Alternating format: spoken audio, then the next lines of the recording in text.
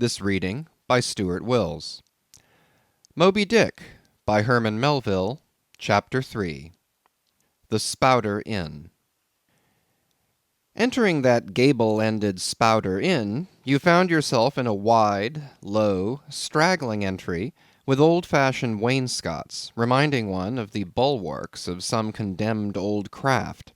On one side hung a very large oil painting, so thoroughly besmoked and every way defaced that, in the unequal cross-lights by which you viewed it, it was only by diligent study and a series of systematic visits to it, and careful inquiry of the neighbors, that you could any way arrive at an understanding of its purpose.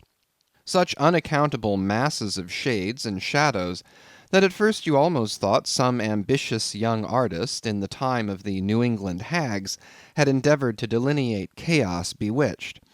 But by dint of much and earnest contemplation and oft-repeated ponderings, and especially by throwing open the little window towards the back of the entry, you might at last come to the conclusion that such an idea, however wild, might not be altogether unwarranted.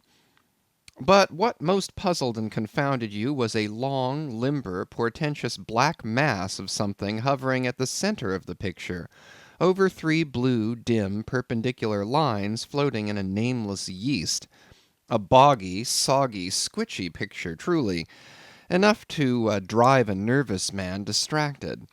Yet was there a sort of indefinite, half-attained, unimaginable sublimity about it that fairly froze you to it, till you involuntarily took an oath with yourself to find out what that marvellous painting meant. Ever and anon a bright but, alas, deceptive idea would dart you through. It's the Black Sea in a midnight gale. It's the unnatural combat of the four primal elements. It's a blasted heath. It's a Hyperborean winter scene. It's the breaking up of the ice-bound stream of time. But at last all these fancies yielded to that one portentous something in the picture's midst. That once found out, and all the rest were plain. But stop, does it not bear a faint resemblance to a gigantic fish, even the great Leviathan himself? In fact, the artist's design seemed this, a final theory of my own, partly based upon the aggregated opinions of many aged persons with whom I conversed upon the subject. The picture represents a Cape Horner in a great hurricane, the half-foundered ship weltering there with its three dismantled masts alone visible, and an exasperated whale, purposing to spring clean over the craft, is in the enormous act of impaling himself upon the three mastheads. The opposite wall of this entry was hung over with a heathenish array of monstrous clubs and spears. Some were thickly set with glittering teeth resembling ivory saws, others were tufted with knots of human hair, and one was sickle-shaped, with a vast handle sweeping round like the segment made in the new-mown grass by a long-armed mower. You shuddered as you gazed, and wondered what monstrous cannibal and savage could ever have gone a death-harvesting with such a hacking, horrifying implement. Mixed with these were rusty old whaling lances and harpoons all broken and deformed. Some were storied weapons. With this once-long last, now wildly elbowed, 50 years ago did Nathan Swain kill 15 whales between a sunrise and a sunset; and that harpoon, so like a corkscrew now, was flung in the Javan seas and run away with by a whale years afterwards slain off the Cape of Blanco. The original iron entered nigh the tail, and, like a restless needle sojourning in the body of a man, travelled full 40 feet, and at last was found embedded in the hump.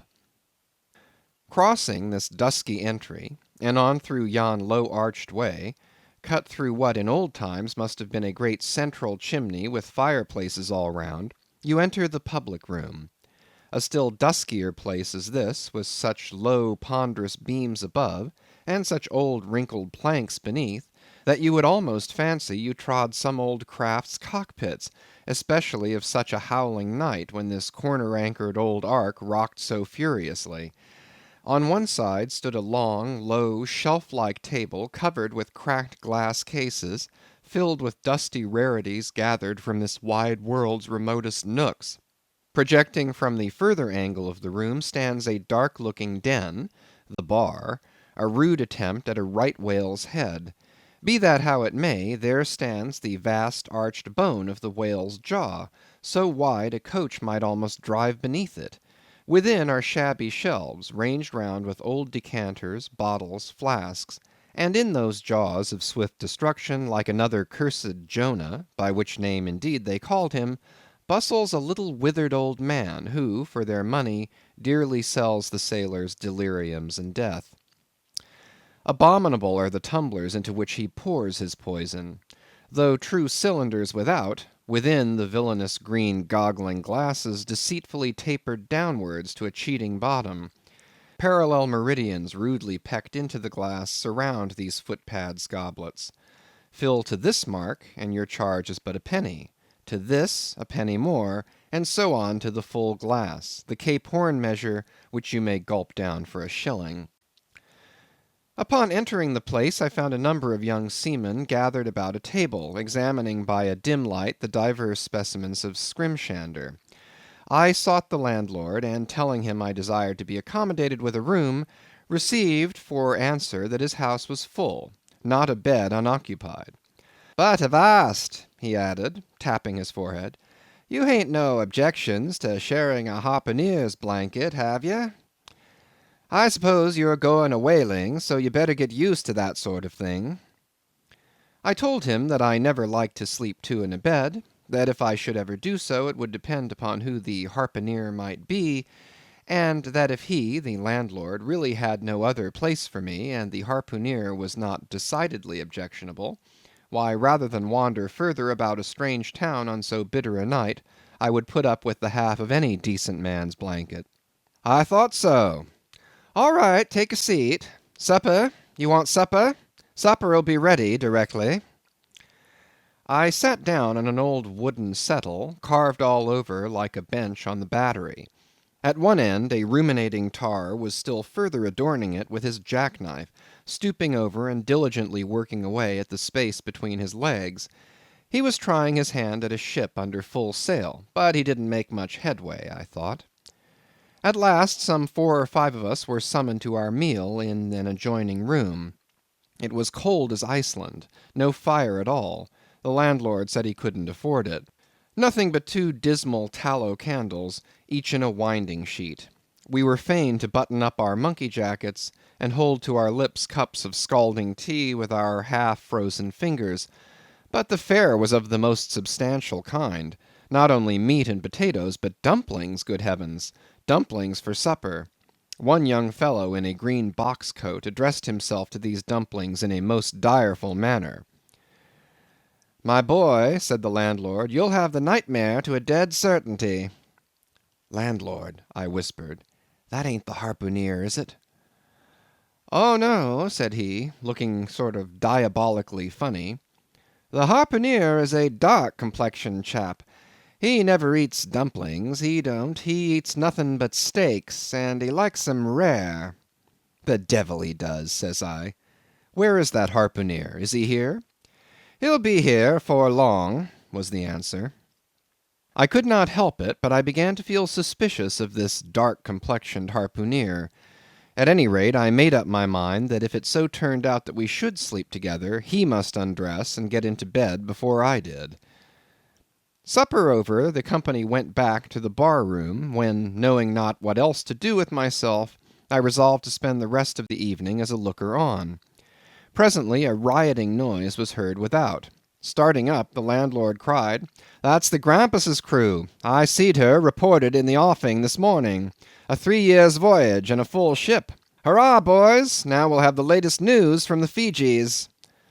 A tramping of sea boots was heard in the entry. The door was flung open, and in rolled a wild set of mariners enough. Enveloped in their shaggy watch coats, and with their heads muffled in woolen comforters, all bedarned and ragged, and their beards stiff with icicles, they seemed an eruption of bears from Labrador. They had just landed from their boat, and this was the first house they entered. No wonder, then, that they made a straight wake for the whale's mouth, the bar, when the wrinkled little old Jonah, there officiating, soon poured them out brimmers all round. One complained of a bad cold in his head, upon which Jonah mixed him a pitch-like potion of gin and molasses, which he swore was a sovereign cure for all colds and catarrhs whatever, never mind of how long-standing, or whether caught off the coast of Labrador or on the weather side of an ice island. The liquor soon mounted into their heads, as it generally does even with the arrantest topers newly landed from sea, and they began capering about most obstreperously. I observed, however, that one of them held somewhat aloof, and though he seemed desirous not to spoil the hilarity of his shipmates by his own sober face, yet upon the whole he refrained from making as much noise as the rest. This man interested me at once, and since the sea gods had ordained that he should soon be my shipmate, though but a sleeping partner one so far as this narrative is concerned, I will here venture upon a little description of him. He stood a full 6 feet in height, with noble shoulders, and a chest like a coffer-dam. I have seldom seen such brawn in a man. His face was deeply brown and burnt, making his white teeth dazzling by the contrast, while in the deep shadows of his eyes floated some reminiscences that did not seem to give him much joy. His voice at once announced that he was a Southerner, and from his fine stature I thought he must be one of those tall mountaineers from the Alleghanian Ridge in Virginia. When the revelry of his companions had mounted to its height, this man slipped away unobserved, and I saw no more of him till he became my comrade on the sea. In a few minutes, however, he was missed by his shipmates, and being, it seems, for some reason a huge favourite with them, they raised a cry of "Bulkington! Bulkington! Where's Bulkington?" and darted out of the house in pursuit of him. It was now about 9 o'clock, and the room seeming almost supernaturally quiet after these orgies, I began to congratulate myself upon a little plan that had occurred to me just previous to the entrance of the seamen. No man prefers to sleep two in a bed. In fact, you would a good deal rather not sleep with your own brother. I don't know how it is, but people like to be private when they are sleeping. And when it comes to sleeping with an unknown stranger, in a strange inn, in a strange town, and that stranger a harpooner, then your objections indefinitely multiply. Nor was there any earthly reason why I, as a sailor, should sleep two in a bed more than anybody else, for sailors no more sleep two in a bed at sea than bachelor kings do ashore. To be sure, they all sleep together in one apartment, but you have your own hammock, and cover yourself with your own blanket, and sleep in your own skin. The more I pondered over this harpooner, the more I abominated the thought of sleeping with him. It was fair to presume that being a harpooner, his linen or woolen, as the case might be, would not be of the tidiest, certainly none of the finest. I began to twitch all over. Besides, it was getting late, and my decent harpooner ought to be home and going bedwards. Suppose now he should tumble in upon me at midnight. How could I tell from what vile hole he had been coming? "Landlord, I've changed my mind about that harpooner. I shan't sleep with him. I'll try the bench here." "Just as you please. I'm sorry I can't spare ye a tablecloth for the mattress, and it's a plaguey rough board here," feeling of the knots and notches. "But wait a bit, Scrimshander. I've got a carpenter's plane there in the bar. Wait, I say, and I'll make ye snug enough." So saying, he procured the plane, and with his old silk handkerchief first dusting the bench, vigorously set to planing away at my bed, the while grinning like an ape. The shavings flew right and left, till at last the plane iron came bump against an indestructible knot. The landlord was near spraining his wrist, and I told him for heaven's sake to quit. The bed was soft enough to suit me, and I did not know how all the planing in the world could make eider down of a pine plank. So gathering up the shavings with another grin, and throwing them into the great stove in the middle of the room, he went about his business, and left me in a brown study.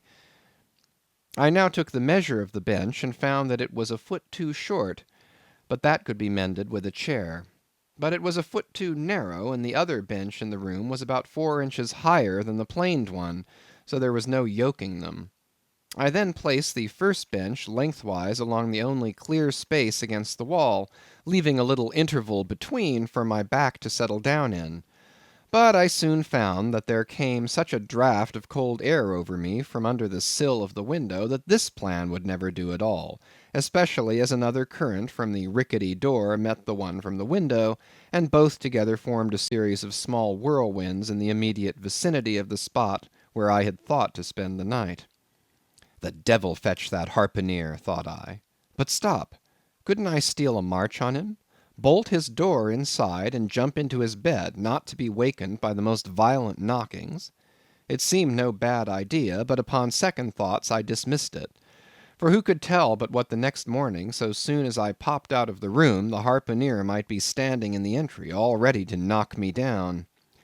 Still, looking round me again, and seeing no possible chance of spending a sufferable night unless in some other person's bed, I began to think that after all I might be cherishing unwarrantable prejudices against this unknown harpooner.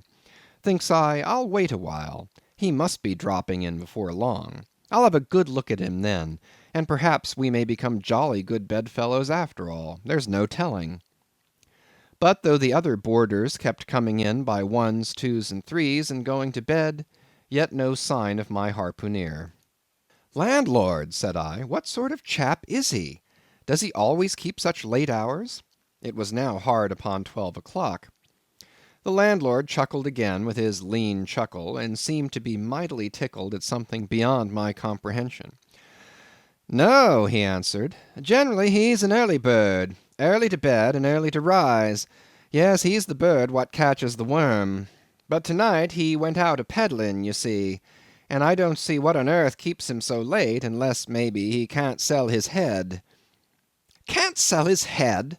What sort of a bamboozlingly story is this you're telling me?" getting into a towering rage. "Do you pretend to say, landlord, that this harpooner is actually engaged this blessed Saturday night, or rather Sunday morning, in peddling his head around town?" "That's precisely it," said the landlord, "and I told him he couldn't sell it here, the market's overstocked." "With what?" shouted I. "With heads, to be sure. Ain't there too many heads in the world?" "I tell you what it is, landlord," I said quite calmly, "you'd better stop spinning that yarn to me. I am not green." "Maybe not," taking a stick out and whittling a toothpick, "but I rather guess you'll be done brown if that ere harpooner hears you a-slandering his head." "I'll break it for him," said I, now flying into a passion against this unaccountable farrago of the landlord's. "It's broke already," said he. "Broke," said I. "Broke, do you mean?" "Certain, and that's the very reason he can't sell it, I guess." "Landlord," said I, going up to him as cool as Mount Hecla in a snowstorm, "landlord, stop whittling. You and I must understand one another, and that too without delay. I come to your house and want a bed. You tell me you can only give me half of one, that the other half belongs to a certain harpooner, and about this harpooner, whom I have not yet seen, you persist in telling me the most mystifying and exasperating stories, tending to beget in me an uncomfortable feeling towards the man whom you design for my bedfellow. A sort of connection, landlord, which is an intimate and confidential one in the highest degree. I now demand of you to speak out and tell me who and what this harpooner is, and whether I shall be in all respects safe to spend the night with him. And in the first place, you will be so good as to unsay that story about selling his head, which, if true, I take to be good evidence that this harpooner is stark mad, and I've no idea of sleeping with a madman. And you, sir, you, I mean, landlord, you, sir, by trying to induce me to do so knowingly, would thereby render yourself liable to a criminal prosecution." "Well," said the landlord, fetching a long breath, "that's a pretty long sermon for a chap that rips a little now and then.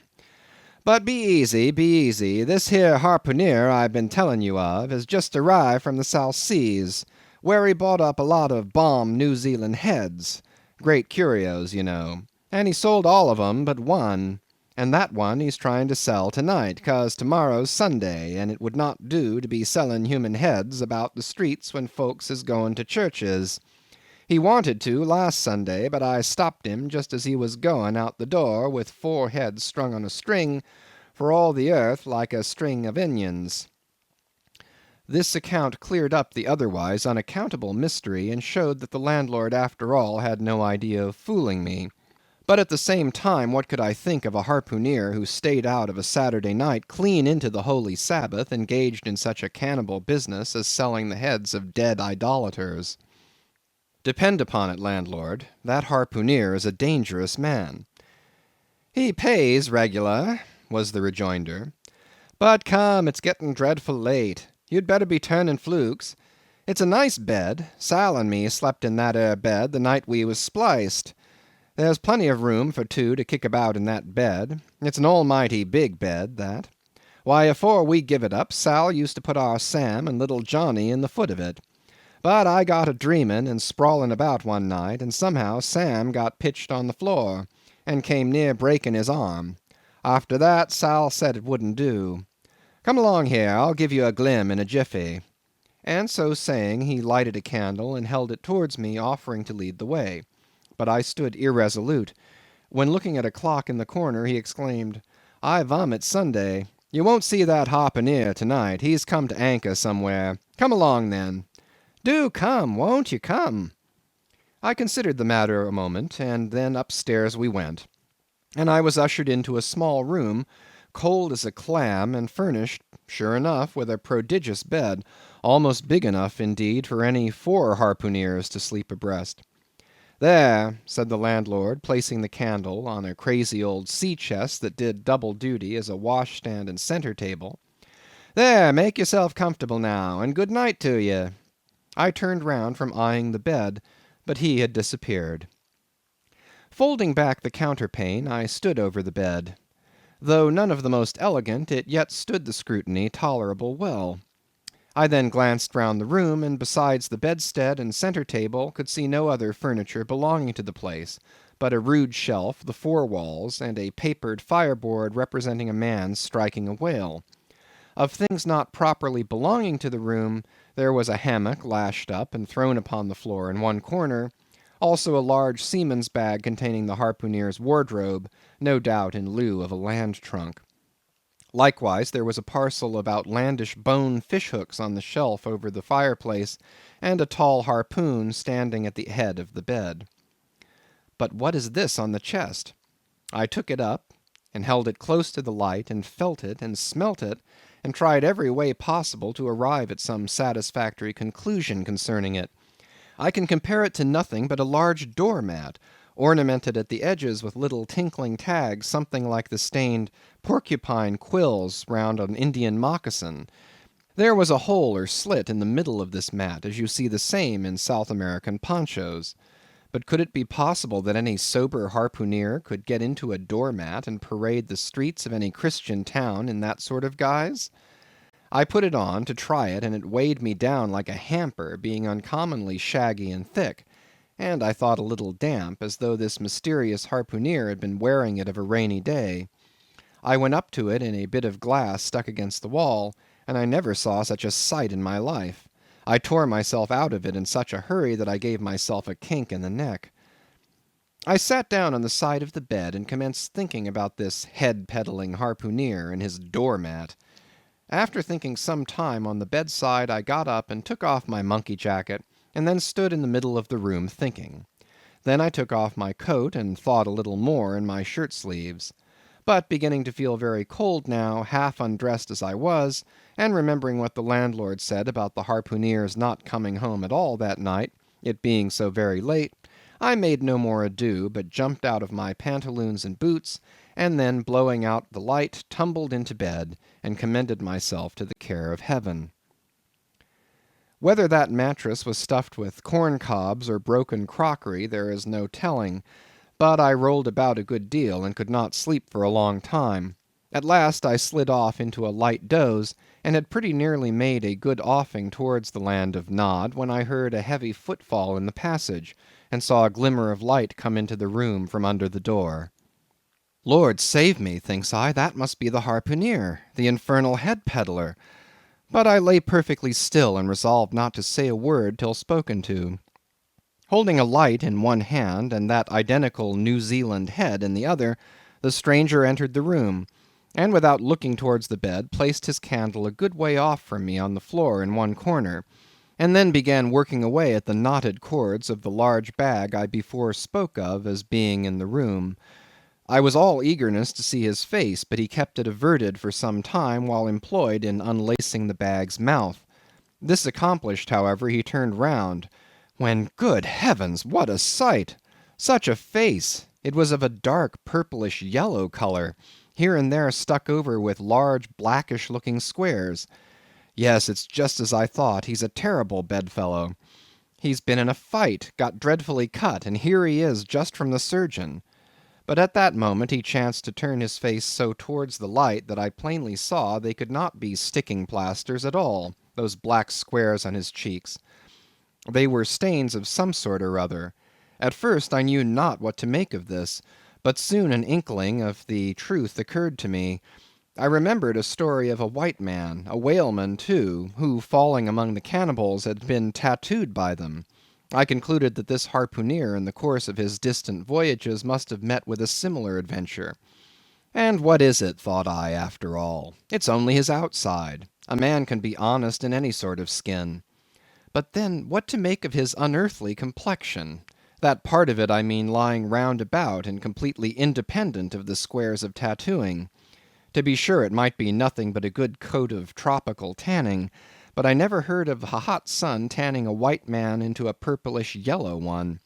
However, I had never been in the South Seas, and perhaps the sun there produced these extraordinary effects upon the skin. Now, while all these ideas were passing through me like lightning, this harpooner never noticed me at all. But after some difficulty, having opened his bag, he commenced fumbling in it, and presently pulled out a sort of a tomahawk, and a sealskin wallet with the hair on.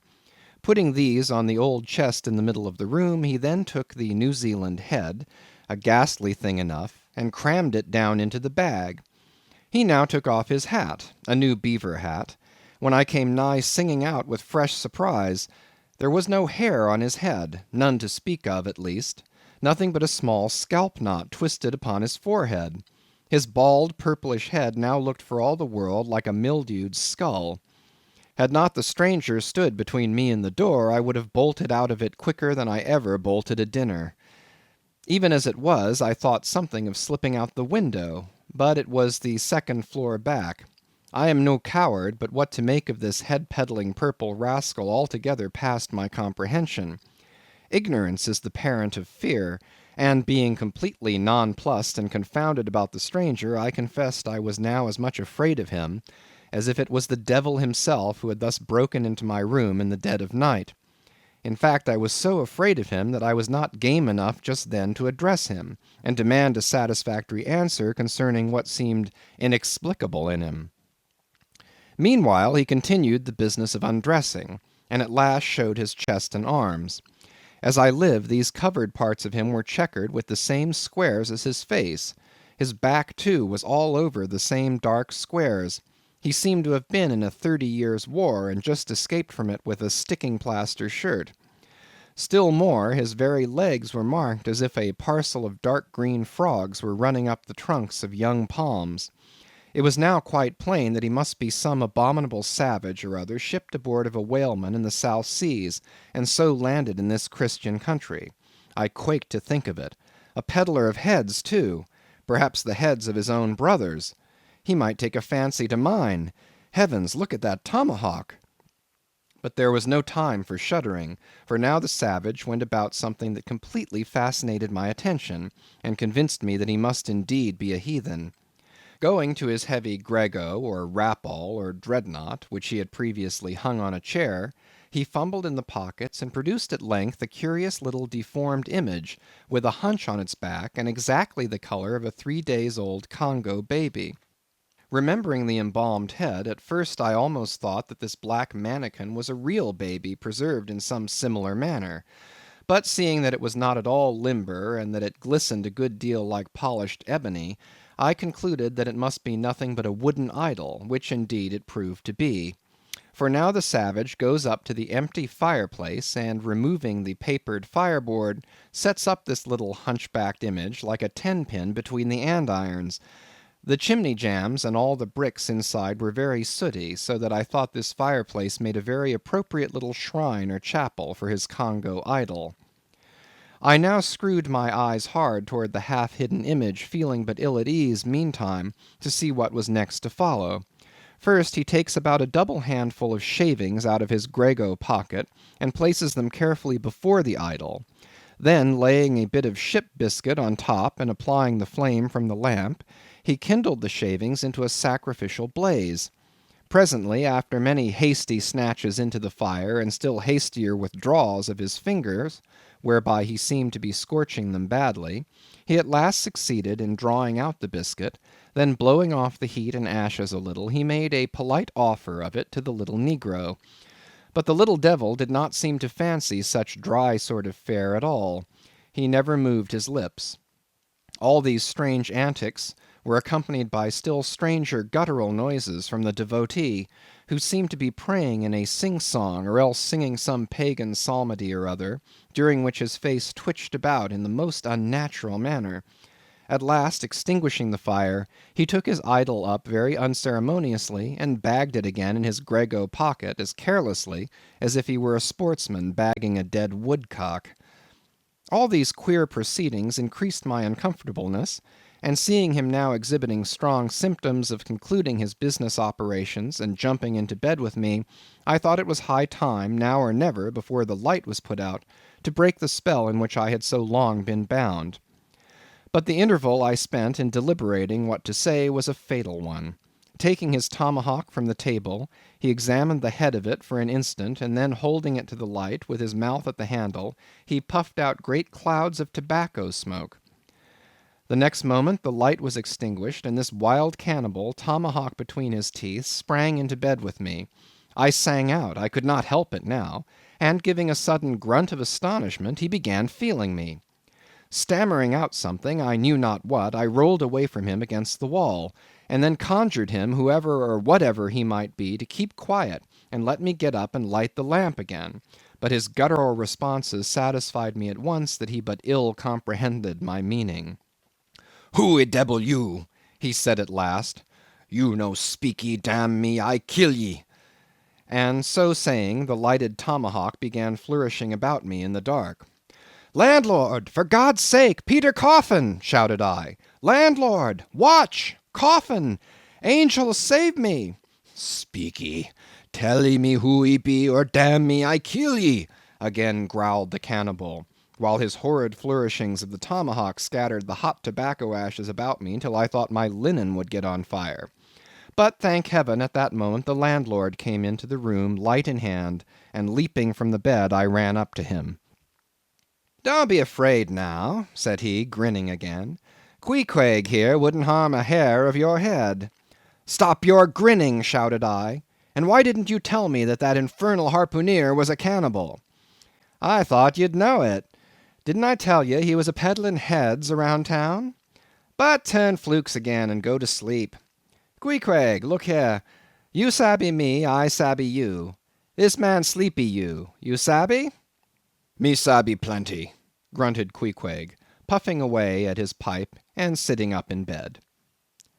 "You getty in," he added, motioning to me with his tomahawk, and throwing the clothes to one side. He really did this in not only a civil, but really a kind and charitable way. I stood looking at him a moment. For all his tattooings, he was on the whole a clean, comely looking cannibal. What's all this fuss I have been making about, thought I to myself. The man's a human being just as I am. He has as much reason to fear me as I have to be afraid of him. Better sleep with a sober cannibal than a drunken Christian. "Landlord," said I, "tell him to stash his tomahawk there, or pipe, or whatever you call it. Tell him to stop smoking, in short, and I will turn in with him. But I don't fancy having a man smoking in bed with me. It's dangerous. Besides, I ain't insured." This being told to Queequeg, he at once complied, and again politely motioned me to get into bed, rolling over to one side as much to say, "I won't touch a leg of you." "Good night, landlord," said I. "You may go." I turned in, and never slept better in my life. End of chapter 3.